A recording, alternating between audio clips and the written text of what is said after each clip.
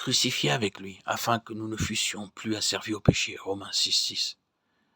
Étant réconciliés avec Dieu par la mort de son Fils, combien plus serons-nous sauvés par sa vie? Romains 5,10.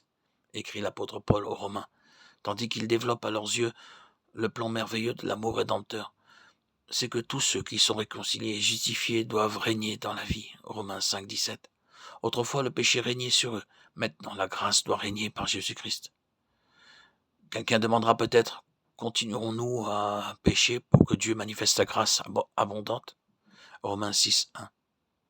Certes non, proteste énergiquement l'apôtre. La mort de Christ, ce pardon consenti, cette grâce abondante donnée gratuitement ne saurait en aucune façon s'allier au péché.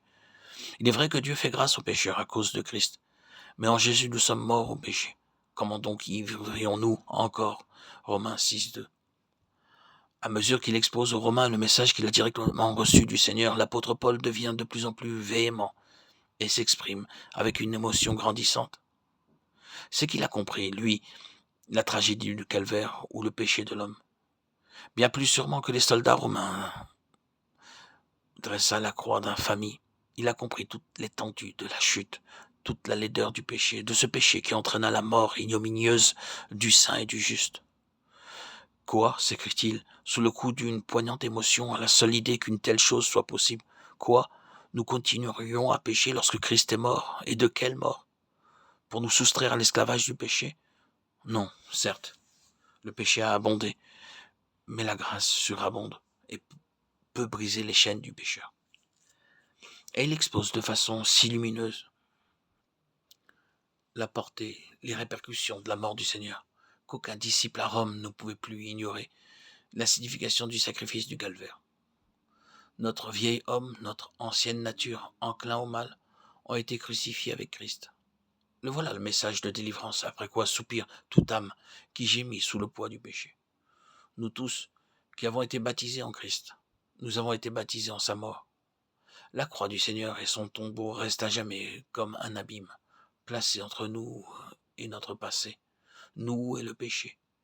Christ est ressuscité des morts, et nous aussi avec lui. En lui, nous vivons désormais en nouveauté de vie. Romains 6,4. Cette vie nouvelle n'est possible que si l'union avec Christ en sa mort a été réelle, profonde.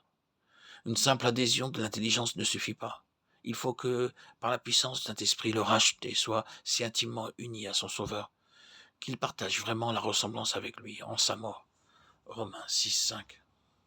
Alors, affirme l'apôtre, nous connaissons la puissance de sa résurrection. Nous savons avec certitude que nous sommes crucifiés avec lui parce que le péché ne domine plus sur nous. Celui qui est mort est justifié. La tyrannie du péché est brisée. Bien plus. Cette communion à la mort de Christ n'est pas uniquement une expérience négative, une expérience de mort, mais aussi de vie. Nous sommes affranchis de l'esclavage du péché, non seulement par sa mort, mais par sa vie. Vie de résurrection qui a vaincu la mort et se manifeste en nous. Ceux donc qui sont morts au péché vivent en Christ. La vie de Christ, ne rencontrant plus d'obstacles, se communique à eux comme celle du cep au sarment. Une vie nouvelle, une vie divine, une vie en Dieu. Vie féconde, vie de victoire, vie triomphante où l'on règne. Voilà l'aboutissement, les résultats ultimes du calvaire. Car si Christ est mort, il est mort pour le péché. Mais maintenant il est vivant pour Dieu. Romains 6,10.